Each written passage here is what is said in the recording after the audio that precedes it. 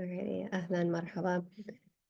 So let's go ahead and get started. Hi, everyone. My name is Bisan Aboujudi, and I will be your moderator for today. I'd like to start off with a few housekeeping items. Our discussion will be in English, and there is live translation to Arabic.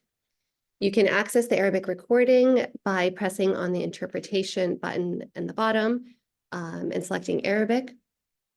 الجلسة هاي باللغة الإنجليزية والترجمة للعربي متوفرة. توجه للإشارة الكرة الأرضية واختار اللغة العربية. Today's webinar is part of a series called Mobilizing for Gaza, a wake-up call for the global feminist movement. This event is hosted by Build Palestine and co-sponsored by the Palestine Feminist Collective. Our goals for today are twofold. First, to come together in community and have the important conversations that need to be had so that we can most effectively mobilize for Gaza. And second, to amplify the work of grassroots organizers and shine light on initiatives that are driving real impact. The session is 1 hour long and will be recorded and shared with everyone who registered. There will also be a recap email after the session with relevant resources and links shared. We want this to be a conversation, so please engage in the chat. And if there is a question you would like the panelists to address, please drop that in the Q&A. We will get to these at the end, time permitting. We have almost 200 people registered today, so if you haven't already, please go ahead and share where you are joining us from in the chat. I also want to acknowledge that today's topic is a heavy one. We've been organizing full-time for almost 6 months now, while witnessing a live-streamed genocide. So I invite you to take a deep breath, bring awareness to your body, and set an intention for this hour. Why are you here? And what are you hoping to gain from this conversation? And with that, it is my honor to introduce our speakers for today.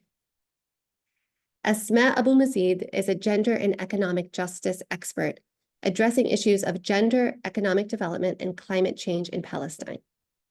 With over 10 years of experience, her focus is on gendered economic policies, women's rights in economic sectors, unpaid care and domestic work campaigning, inclusive markets, and feminist economics in fragile and conflict areas.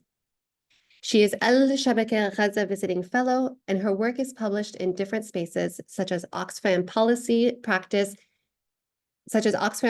and Practice, Development and Gender Journal, Al-Shabaka, and others.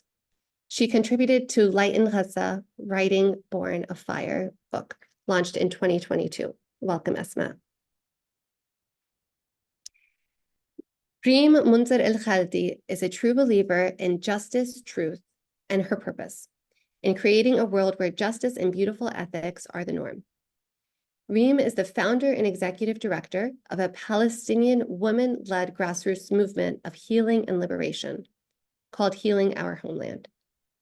From 2017 to 2019, Reem was a Title IX investigator in the Office of Institutional Equity at the University of Central Florida, her alma mater. From 2013 to 2017, Reem served as the Assistant State Attorney in the 9th Judicial Circuit of Florida. While at the Office of the State Attorney, Reem was assigned to the Special Victims Unit and specializes in gender-based violence and crimes against children. Welcome, Reem. So rather than writing an introduction on the topic of conversation today, I decided to read an excerpt from the English version of a statement put out by the Gaza Group, an organic group of people who came together with the goal of centering the voices of people in Gaza. This statement is titled, "No Feminist Struggle Without Gaza," and was translated into 10 languages and shared widely in feminist groups on March 8th. If you are listening to this in Arabic, our translator will be reading an excerpt from the Arabic version.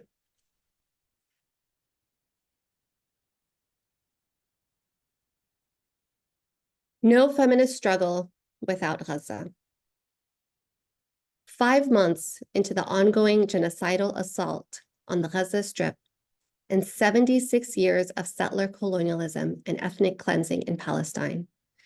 The massacres carried out in Gaza by the Zionist killing machine have not stopped, sparing no effort in cutting off all lifelines from Palestinians in Gaza who have been under siege by Israel and its allies for 17 years. Forsaken in facing the horrors of colonial extermination and dispossession, Palestinians in Gaza are now also undergoing the systemic targeting of all forms of life. Palestinian lives, hospitals, schools, and the already dilapidated infrastructure of the Strip have come under Zionist barbaric attacks as the entire world watches live broadcasts of bombs weighing thousands of tons, funded by taxpayers' money, dropping on our people in Gaza. On the 8th of March, International Women's Day, we affirm that the Zionist killing machine discerns no difference between man and woman, adult and child. It is predicated on erasure and is threatened by the mere existence of Palestinians, especially those in Gaza, whose bodies are sites of resistance against decades of settler colonial violence. We stand here today for the women and men of Gaza, for the children and youth of Gaza, for our grandmothers and grandfathers, the custodians of our history and memory, and for all of those who have made Gaza a popular cradle for its valiant resistance. We stand for the bricks, the sea, the streets, the trees. We stand for memories of the past as well as hopes for the future that make Gaza our home. Almost every day now, we see Palestinian women giving birth in unsafe conditions, mothers killed with unborn babies in their wombs, children who have lost their entire families, men searching for loved ones under the rubble with their bare hands, and doctors forced to amputate limbs of their own children on a table in a house surrounded by tanks and snipers, lacking any medical equipment. Hundreds of thousands of our people in the northern part of the Gaza Strip are besieged, facing a systemic starvation policy as a tool of the genocidal war waged by the Zionist entity, aiming to break the resilience of an oppressed and proud people. As for those of our elders who survived the Nakba of 1948, they once again find themselves under a brutal campaign of slaughter and forced displacement. We, the women of Gaza, refuse to have feminist ideals weaponized in service of colonial agendas and for the justification of a genocidal assault. We categorically reject exploitive rhetoric of imperial feminism that uses societal violence Palestinian women are subjected to in order to whitewash Israeli violations and brutalization of the bodies of Palestinian women and men. We reject the weaponization of the suffering of Palestinian women within the patriarchal structures of their society to further vilify and dehumanize Palestinian men. Since the onset of the genocide, we have seen mainstream media outlets and self-proclaimed feminist groups rush to adopt Zionist propaganda to demonize Palestinian resistance and legitimize our extermination. Meanwhile, as Zionist soldiers violate the most intimate spaces of Palestinian women and objectify our beings in gruesome ways, these same groups remain silent and complicit. I'll stop here in this statement, but I do want to encourage everyone to read the full statement. We'll drop the link in the chat. And I want to start off with Asma. If you could share your own reflections on this statement, which you so powerfully shared with us for this conversation, as well as context of the Palestinian feminist movement. Thank you, Bisan. So this statement came as an effort of a lot of Palestinian women and Palestinian feminists from Gaza, who are in Gaza and in the diaspora, and who also had to evacuate from Gaza to other spaces, to other places. And the main purpose of this statement is really to central the voices of Palestinian women from Gaza in in a day that is like considered a celebration around the world of like the accomplishment that the feminist movement and the women rights movement has done. It's a reminder that there is still like a lot of struggle going on, and therefore like we cannot talk about like celebration of such a day while there are so many women are being oppressed in Gaza, but also like in Sudan and Congo, in many of the countries around the world that is really being targeted by imperialism and colonialism and settler colonialism, like in Palestine. So it's a call to, and to be honest, the purpose of this statement was a call for feminists in the global south who understand and we share linked struggle together, because we have realized that and we know that the Western feminist, particularly white Western feminist, has failed us and will continue to fail us, because we, as simple as that, we don't look like them. Our lives in their eyes does not matter. So it's a refusal of their superiority over ours, and it's reaffirming that what matters is the lives of women who are currently being under genocide in Gaza and also in Sudan and in different spaces around the world. So that was part of why the statement came. And again, like we really wanted to center the voices of women in Gaza, because there is a hierarchy of suffering that exists around the world. And it's extremely important to look at those who suffer the most as the campus for all the activities and all the mobilization that is happening, driving us forward. To be honest, we wished that we will not have to write such a statement after like 6 months of a genocide, but the world is continuing to fail to take appropriate actions to stop the current genocide in Gaza, and we will continue to push forward until like the genocide stops. Regarding the women movement in Palestine, like it has witnessed like even historically like so much changes, starting from the early of the 20th century, where we did have like movement like Zahrat al-Uqhuwan, which is like a very famous like a flower in Palestine. And that kind of movement was not only a political but also a militant women movement in the early of the 20th century, particularly in 1947, that really was trying to fight for liberation and freedom. And the women movement in Palestine have been through like so much like evolution and development and progress, but I just want to mention like one fundamental era that has really affected how like we are perceiving the women movement in Palestine now, which is the post-Oslo era, and the whole narrative of state development, state building and development in the 90s that is has been like really pushed upon Palestinians in an effort to depoliticize the Palestinian struggle.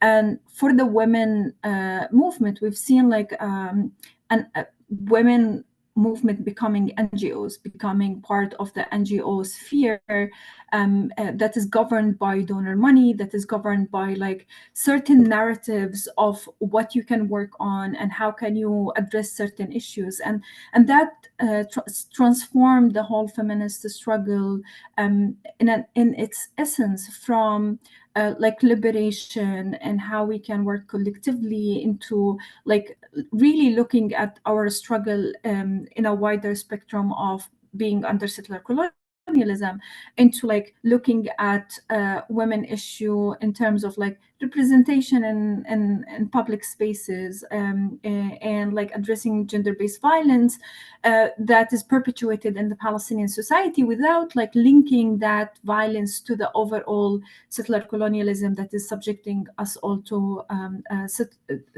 different forms of violence. So that was that kind of depoliticization of the women movement in Palestine has affected even what we are witnessing in terms of like, where is the feminist movement in Palestine? Where are their voices? Where are their like strong actions against a genocide that we have witnessed through our history as a women movement, particularly in Palestine, in the West Bank, in Gaza, and even like in Jerusalem and in the 1948 lands.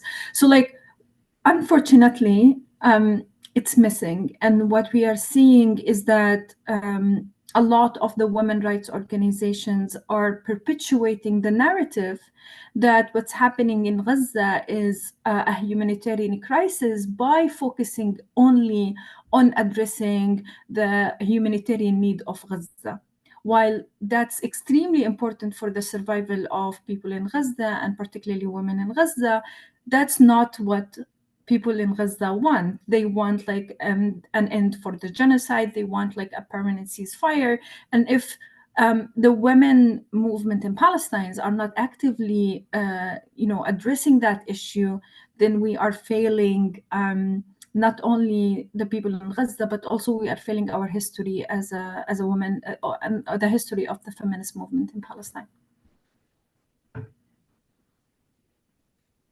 Thank you for sharing that, Asma. Reem, I'd like to start off by asking you, by first sharing Bell Hooks's definition of feminism, which is a movement to end sexism, sexist exploitation, and oppression. As a Palestinian in the diaspora, how have you experienced this definition play out in recent months? Yeah, thank you so much, Bisan. So, when I'm reflecting on these past few months, and as somebody who was a believer of the feminist movement for the majority of my life, I'm starting to realize that the reality is different than, even though we've been talking about intersectional feminism for so many years, and Bell Hooks has been talking about it, and people have been writing about it, and we understand how race and class and sex, all of this plays a role in feminism, and it's all interconnected. But in practicality, and like just starting with my own personal circle living here in the state of Florida, I've had several friends who I've known for years who are very familiar with that I'm Palestinian. I've talked about being Palestinian. They've never indicated anything other than love and respect for me throughout the years. And all of a sudden I've gotten complete radio silence from these people who claim to be feminists. I mean, these are people who will literally vote for anyone just because they're a woman, kind of. And that in of itself is the problem. That in itself is the idea that feminism just simply means voting for a woman, or,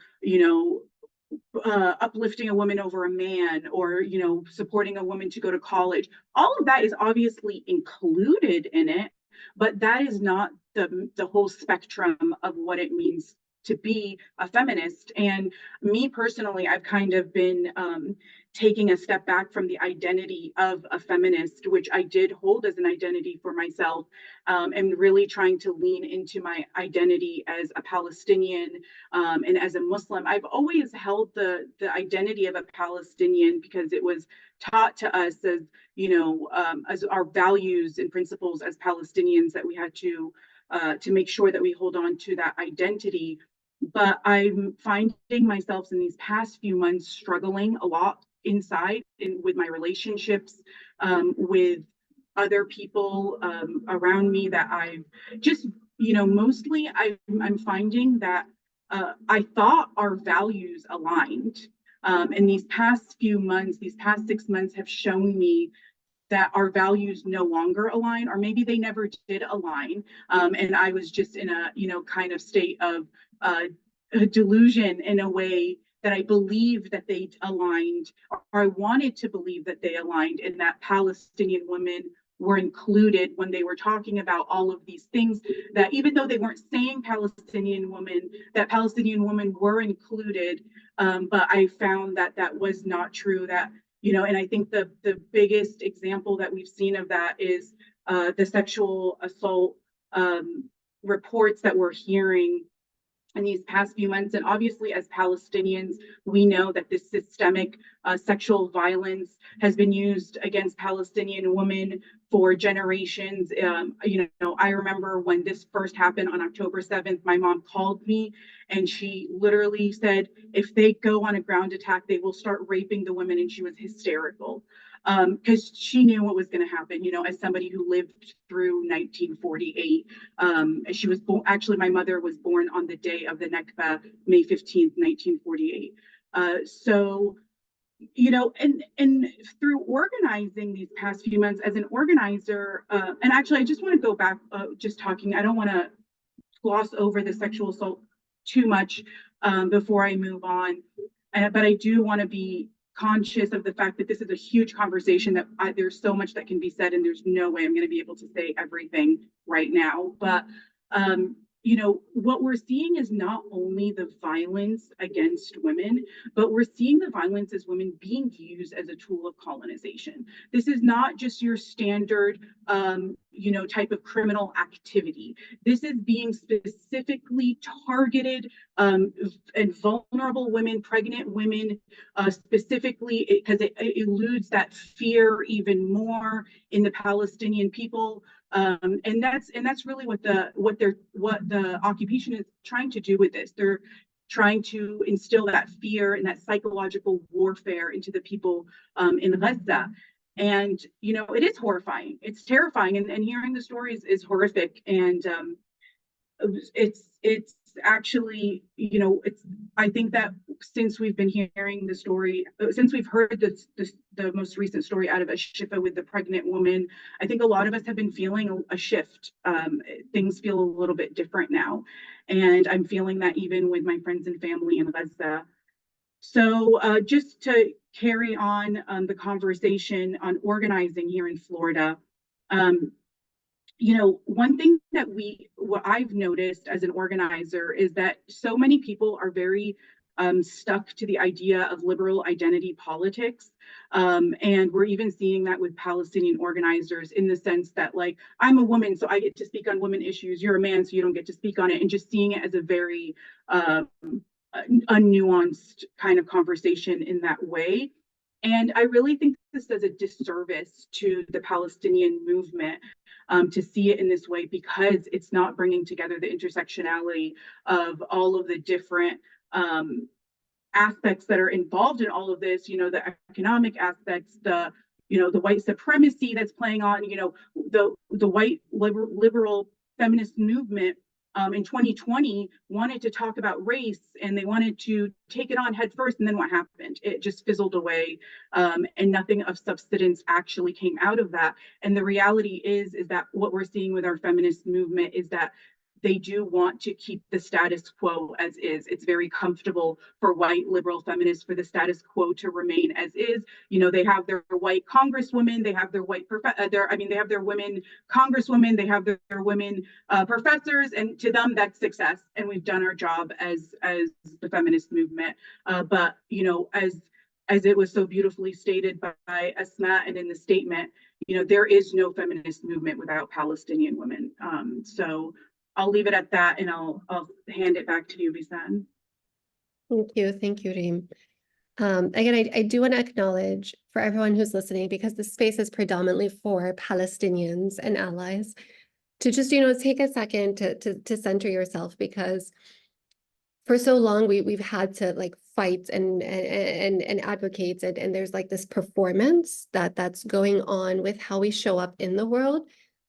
But the fact is, we are women too, we are human too, we are also grappling with a lot at this time. So I just want to first of all extend love and compassion to everyone who's on the call today, and also encourage you to really care for yourself, at this time.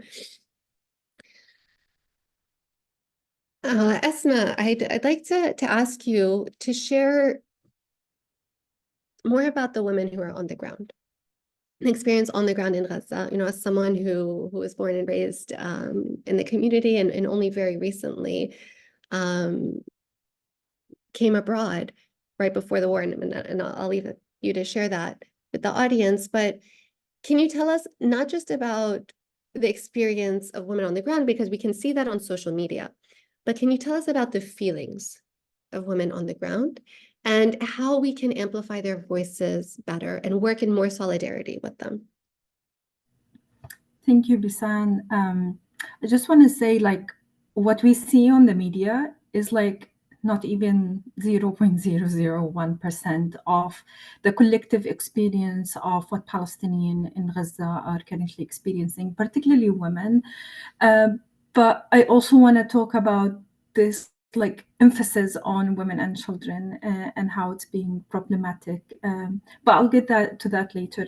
So it's important when we are talking about what's happening and the experiences of women for now in Gaza to view it from like also a historical lens, in the sense that over the past 2 decades of the Israeli siege on Gaza and blockade in Gaza, there has been like systemic attempts by the Israelis and strategies to like not only dismantle all kind of like resources that the Palestinian had for like day-to-day survival, but also like to dismantle social fabric that is extremely important in times of genocide for the survival of the collective.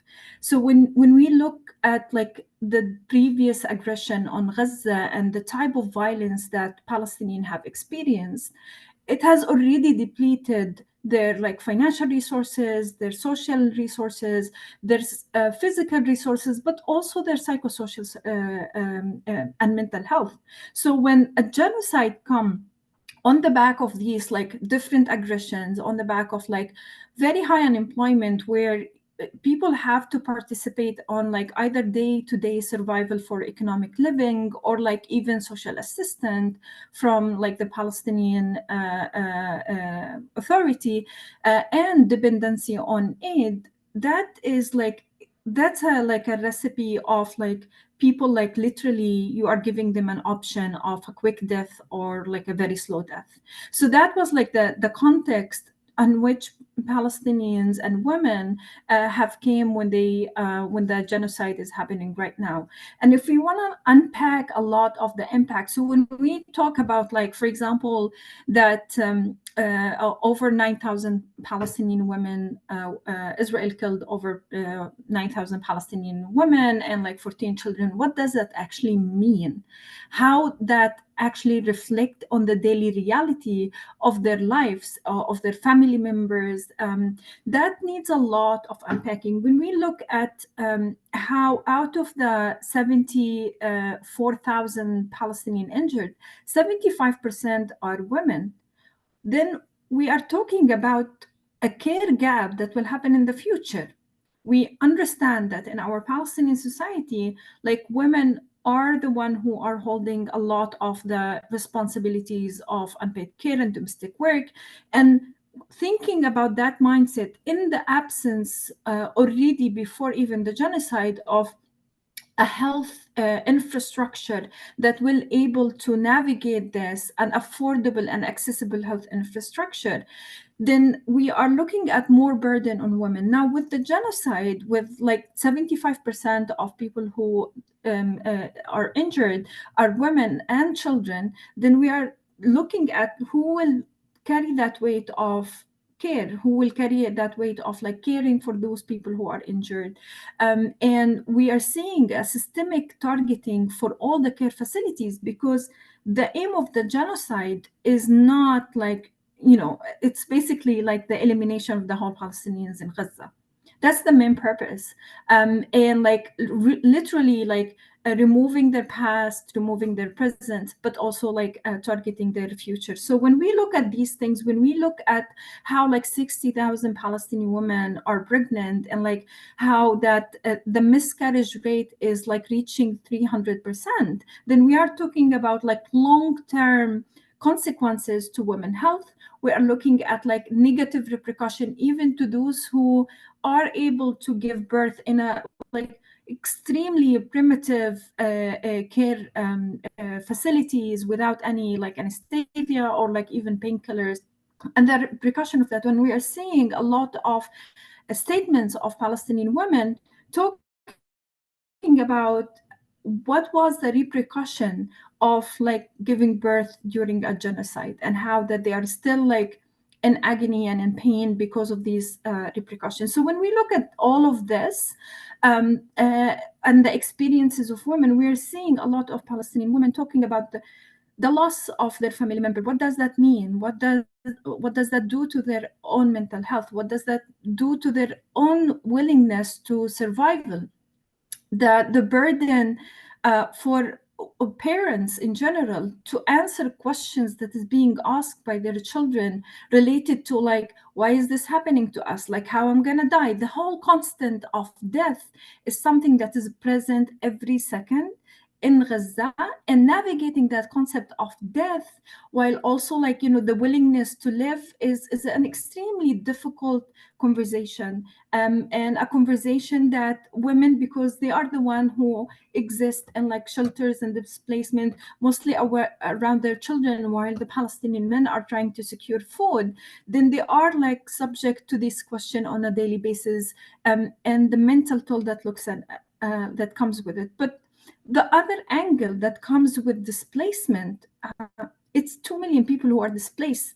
And that means like a lot of concentration of people in the same spaces that women are the one who hold, spaces where like the concept of a privacy is like no longer exists, spaces where like you have to navigate so many dynamics at the same time while also surviving.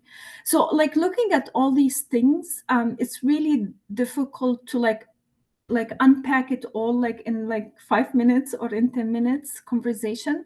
But just like to sum up, we are looking at social dynamics and like the fraction of social dynamics that is not something happening only in this genocide, but it's the accumulation of like years of blockade and years of settler colonialism. But we are also looking at specific health hazards for women and children in terms of like malnutrition, particularly in northern of Gaza.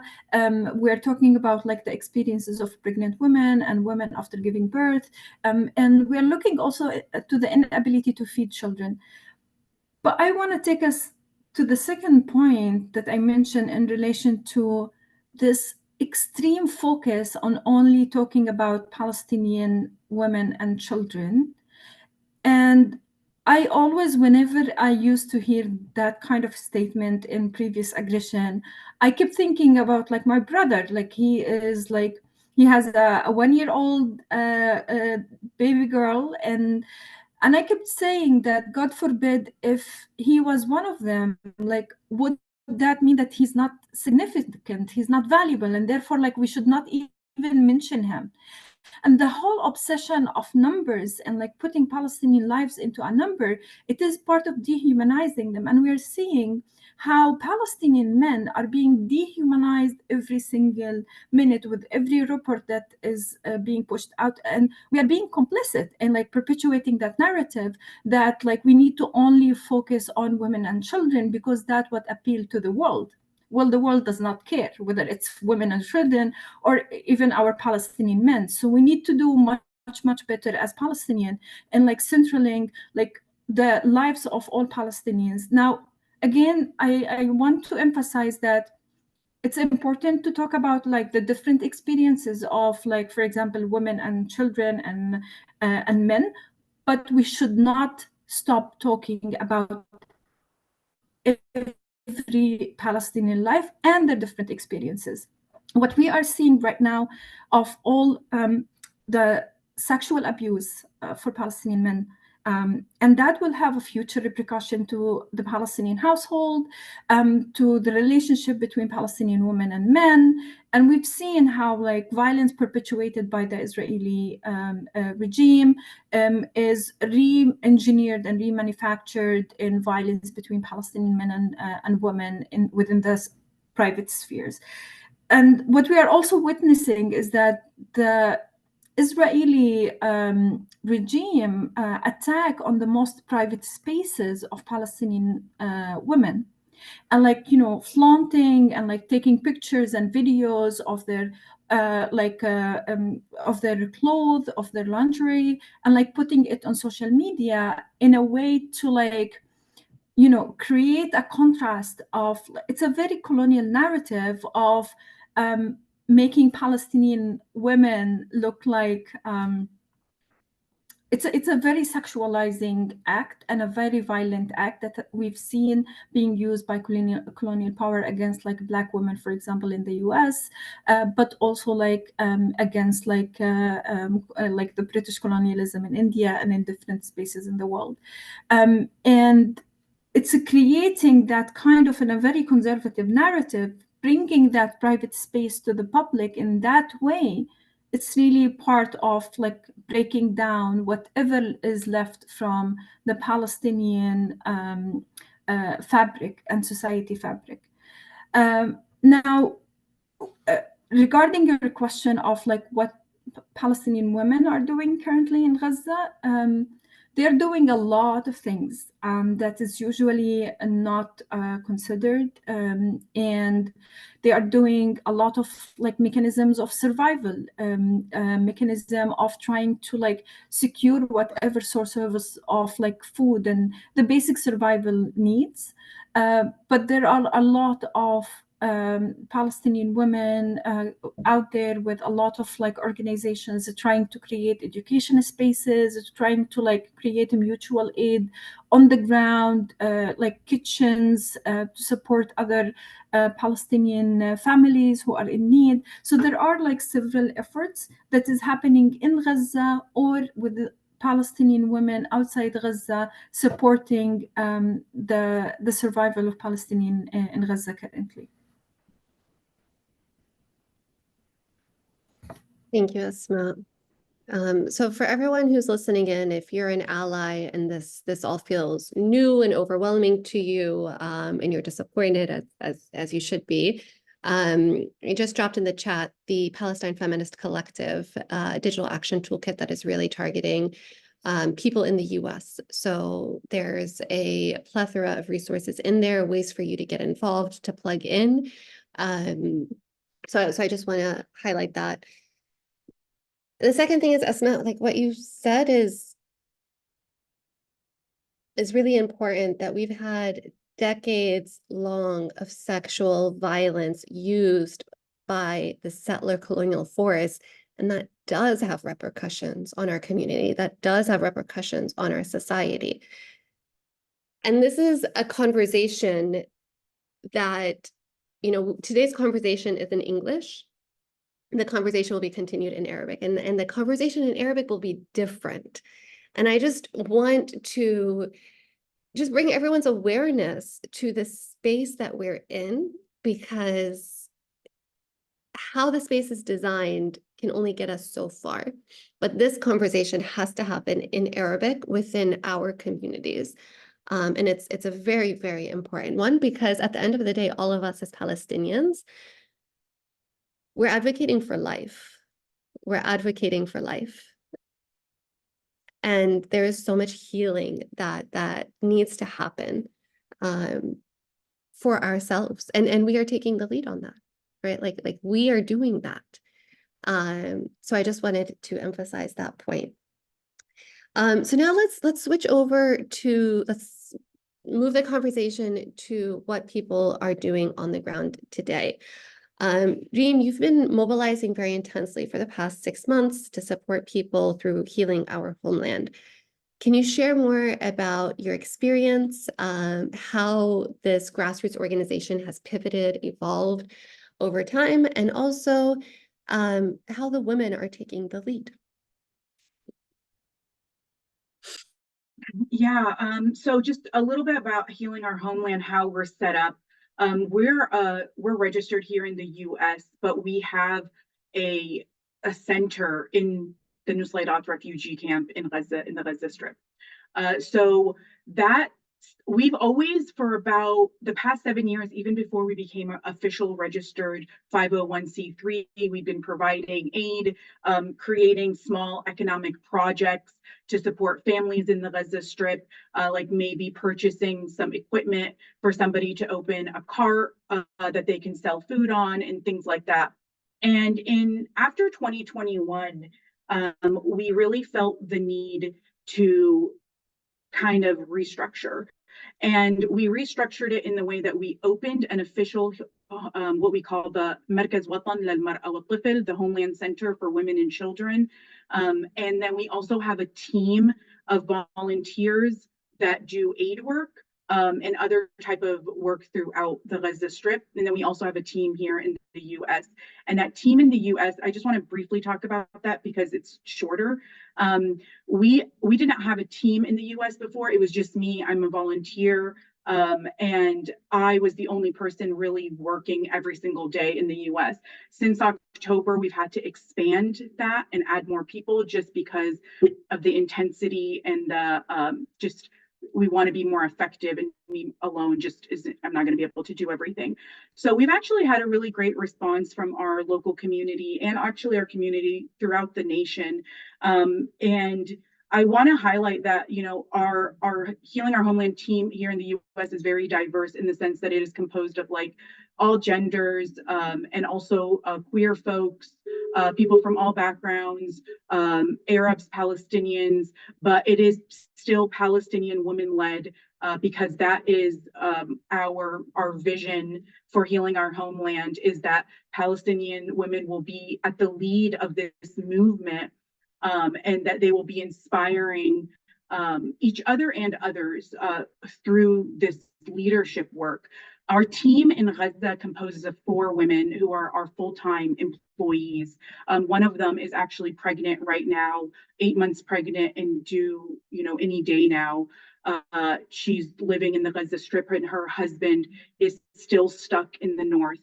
And she's in the Nusayrat refugee camp, separated from her husband. So really we have 3 team members who are working, and then we have dozens of volunteers, and those volunteers are men and women. And just on what Asmat was saying about our men, you know, the men in our community have been so supportive of this initiative. They've been so supportive of the women taking lead. They want the women to take lead. Like they understand the necessity for women to take ownership over their own rights, over and that feeling of self-determination and that feeling of respect is really, as somebody who was raised in the US and just recently started going back to Gaza in the past 3 years and spending more significant time there with the community and listening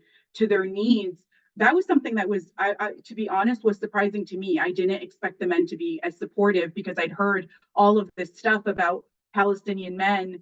And I was so pleasantly surprised to see that everyone was wrong, and that Palestinian men have nothing but love and respect for their women. And of course, they have, you know, their own societal issues and, you know, domestic violence and things like that, like any other society has. And of course, that's, you know, expected to increase with the rise of poverty and things like that, and the occupation and the constant violence and the generational violence and, you know, the trauma from sexual assault. And, you know, how many women do we have that tells me when my husband came back from the occupation prison, he was no longer the same? How many children have told me when my dad came back from the occupation prison, he wasn't the same? He used to love hanging out with me and playing with me, and now he barely can look me in the eye. You know, that is a common experience that we're seeing.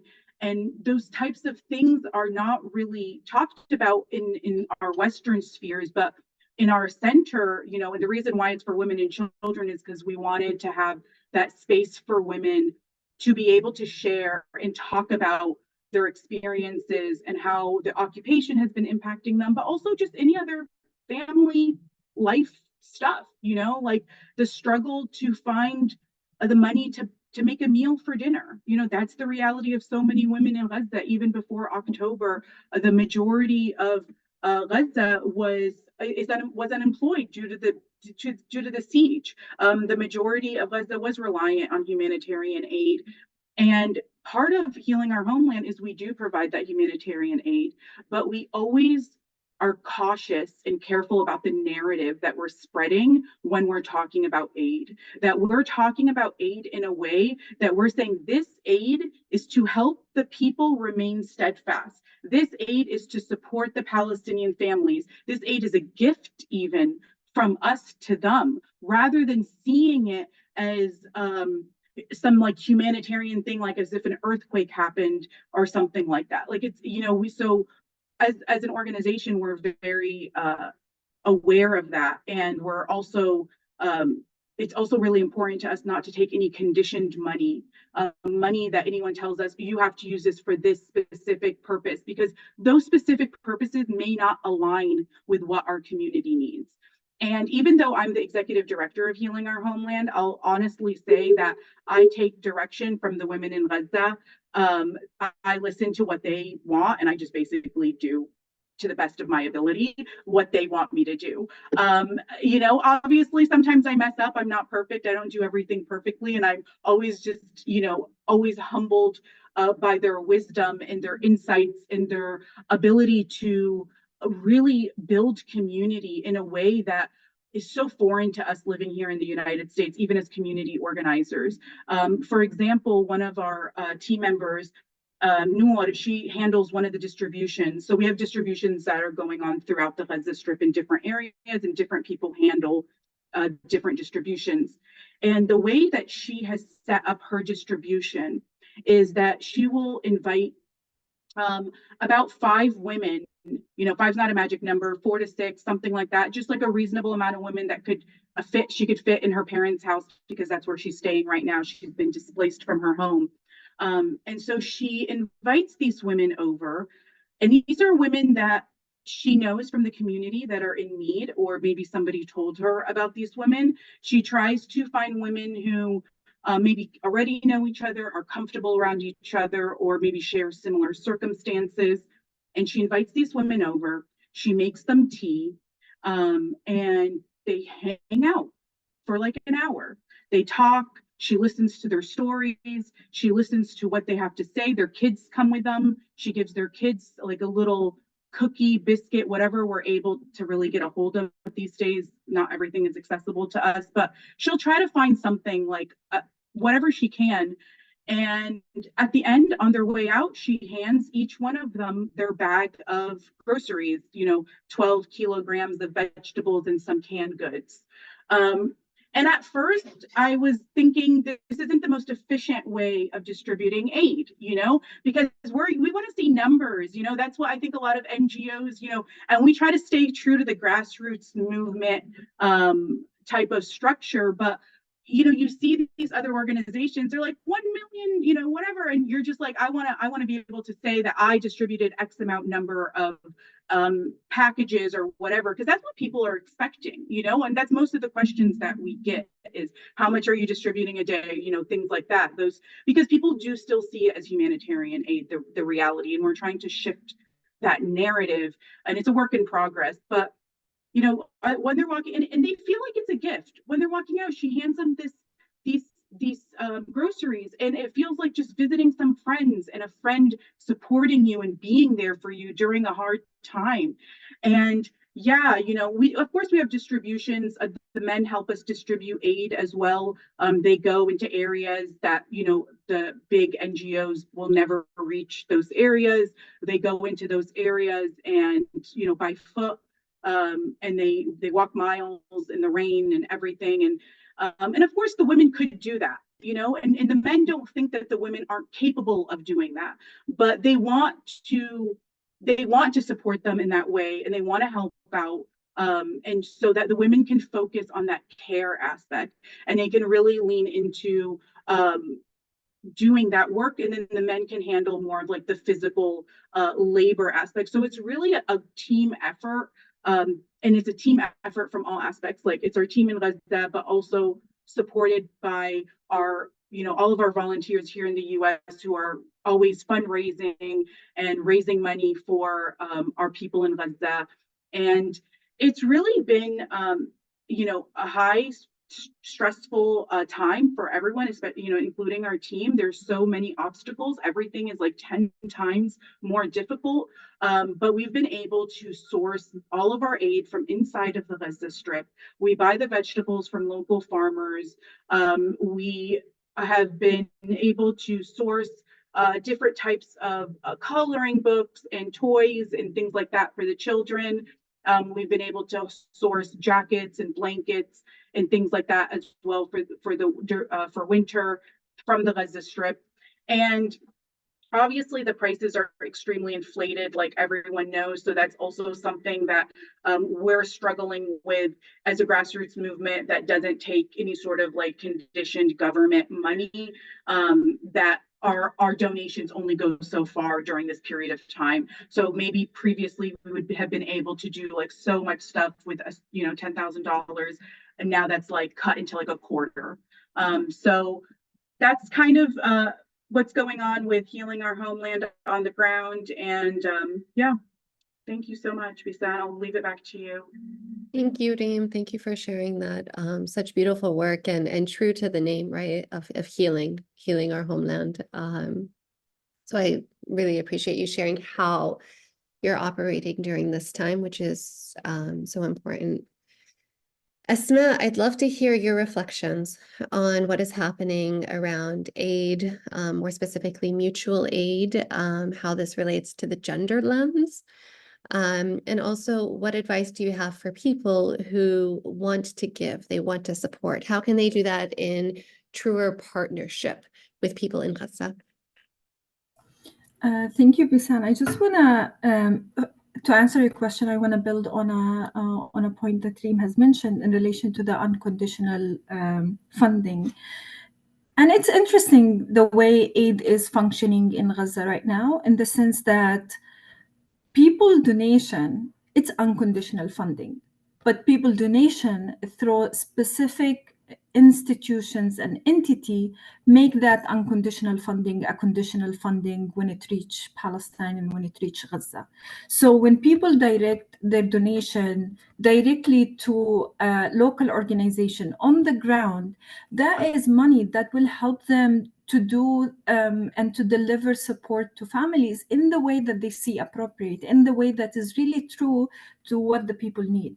But when people channel their donations to like organization that is governed by like a certain bylaws and like a certain restriction on how money should be distributed, who's eligible for the distribution, even at times of genocide, like the question of like, do you actually vet the people who should receive support in a humanitarian context? So like being aware of like the organizations that receive the donation and how that actually money is being transferred, and like who takes a share from that money until it reaches to people, is something that is really need to be reflected on and talked about. There are so much pieces of that money that could have gone directly to local organizations, supported the survival of these local organizations and structures, that is channeled through like international organization, and therefore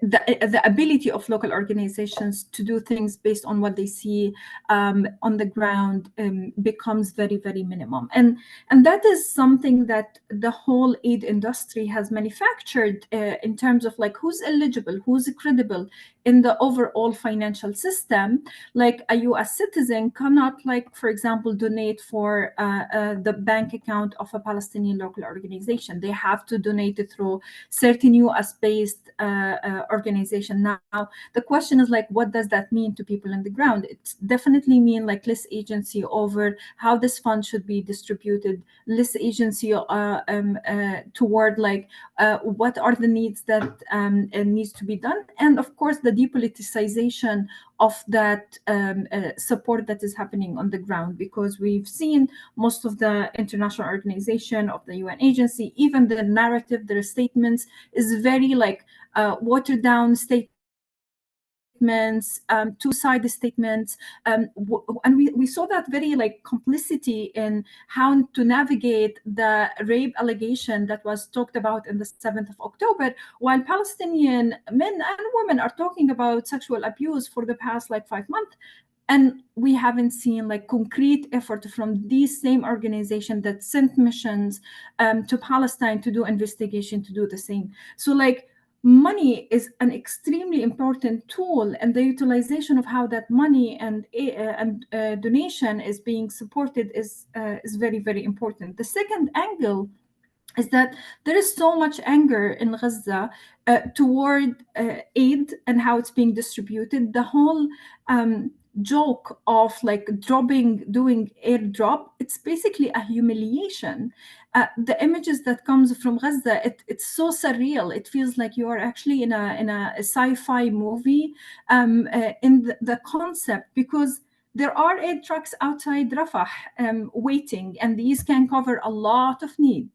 But what we are seeing is a complete joke of airdrop, so that like governments who are complicit in the genocide against Gaza to look nice in front of their own people. They are trying to wash their images in front of their own population to stifle any kind of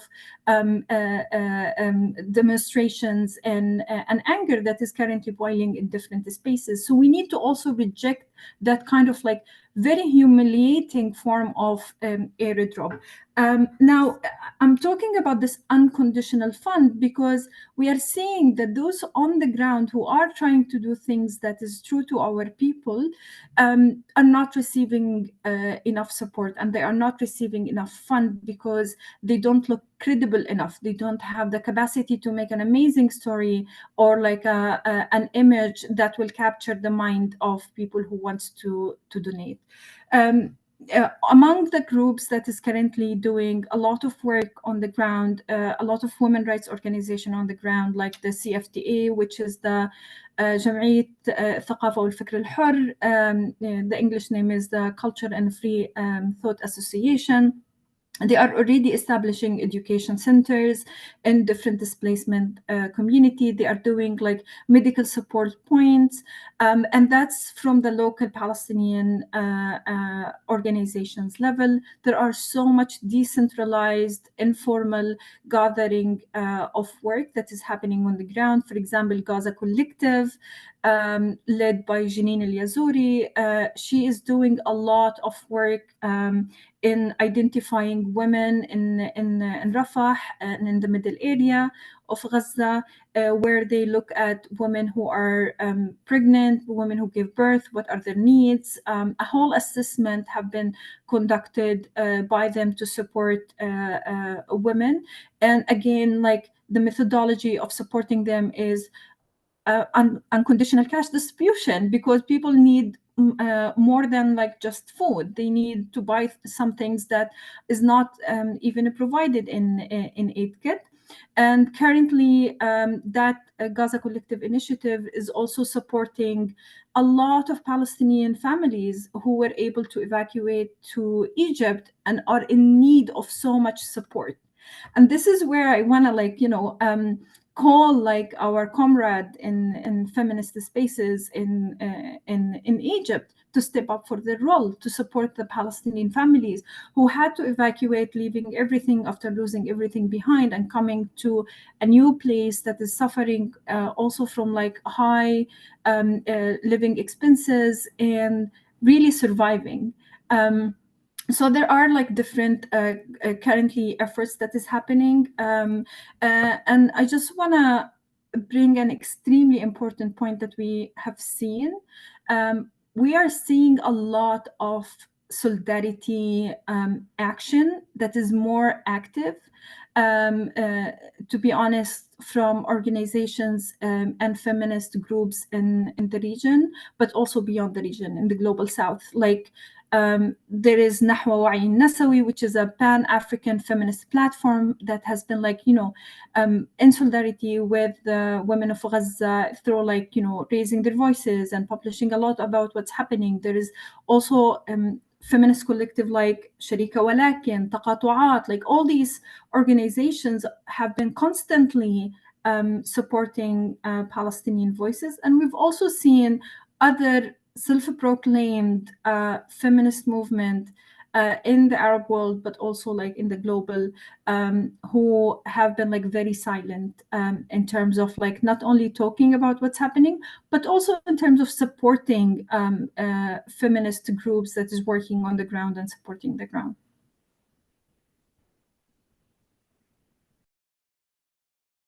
Thank you, Asma. So we're coming up at the end of the session, and first of all, I just want to acknowledge, for everyone who is here today with us, there's a lot of new information that was shared. There's a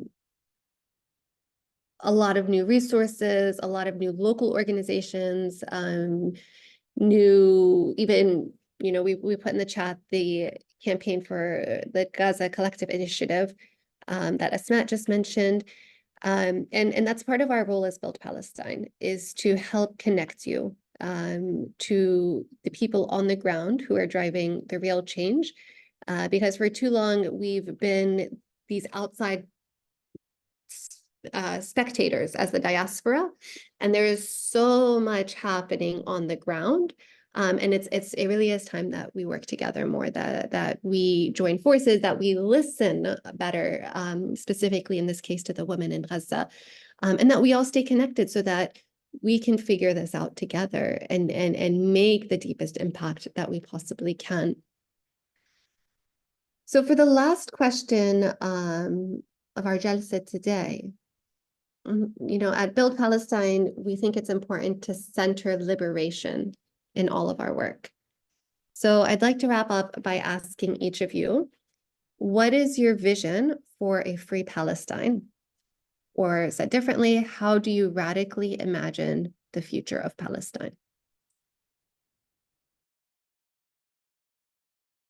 And I'll open it up to whoever wants to start.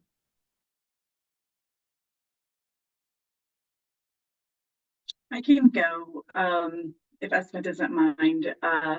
So, when I think as the founder of Healing Our Homeland, when I envision it, I envision like what I envisioned through Healing Our Homeland, because what we're doing is we're envisioning liberation. So how we envision it is, the path to get there is, resisting that fragmentation that's being created by colonization. And once we are able to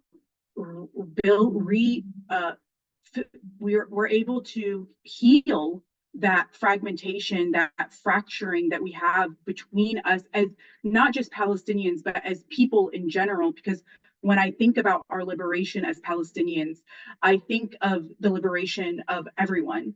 What I imagine is that Palestine will be liberated, and that liberation, and that path to liberation, as we're seeing right now, the path to liberation is inspiring other oppressed people, whether they are living under occupation, whether they're experiencing colonial violence, or whether it's a colonization of the mind, and to decolonize those types of our spirit, our heart, things like that.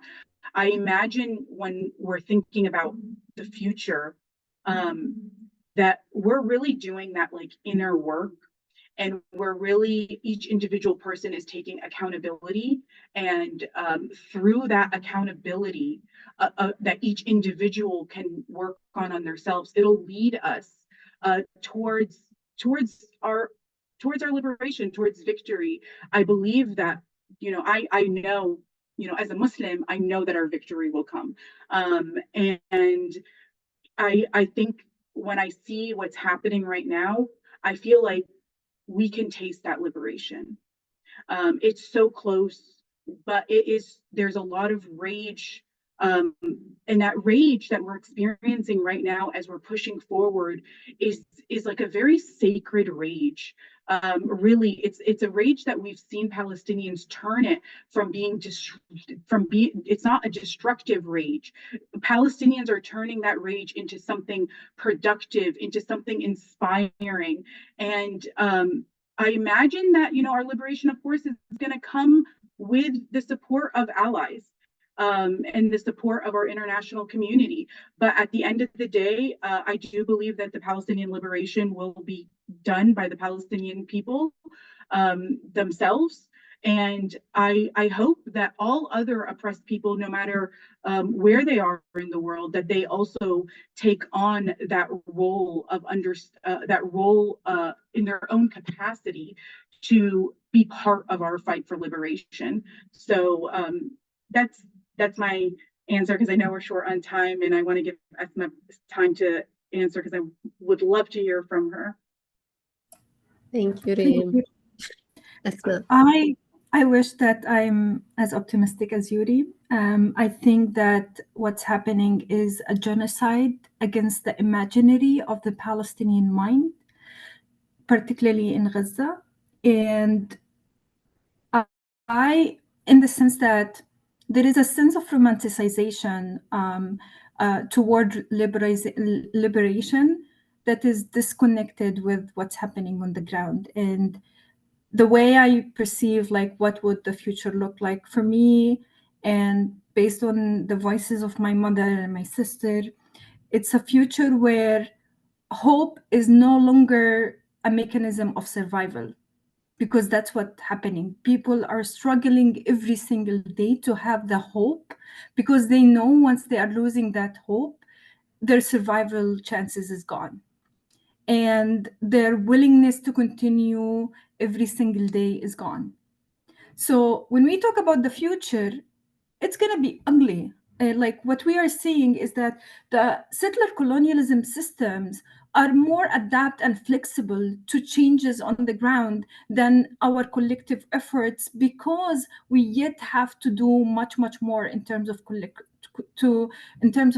organizing and collective work.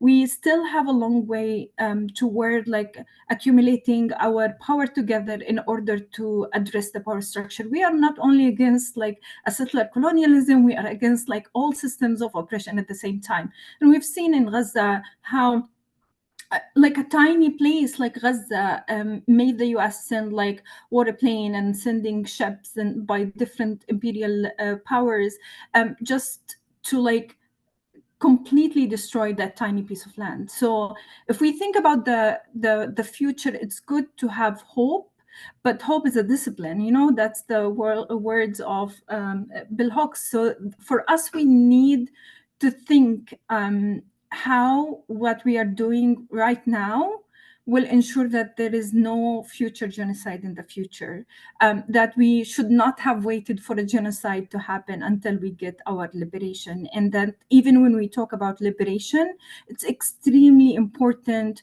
to, like, respect, I think, the people who have gone before us and the current, like, pain and misery that is happening right now, and to think about, like, what they need, because what we are seeing in Gaza is not only, it's not about heroism, it's not about, like, resilience and sumud and this whole narrative that is, I find, extremely problematic. But what's happening in Gaza should be a driver for us to never allow that again. And our collective effort right now is still, like, lagging behind a lot. And of course, our allies and, like, other groups are still lagging. And if we really want to stop genocide, we need to do much more. And maybe then we can talk about, like, how we can stop the genocide on our imaginary and stop the genocide and killing of our hope. And then think about, like, okay, then we can collectively imagine liberation. I do not want to imagine liberation without the imagination of Palestinian in Gaza right now. And right now, liberation and the imagining of liberation is not something possible. So we need to support them so that they are part of the imagining of the liberation and the future of Palestine. Thank you, Esma. Very powerful words, very wise words.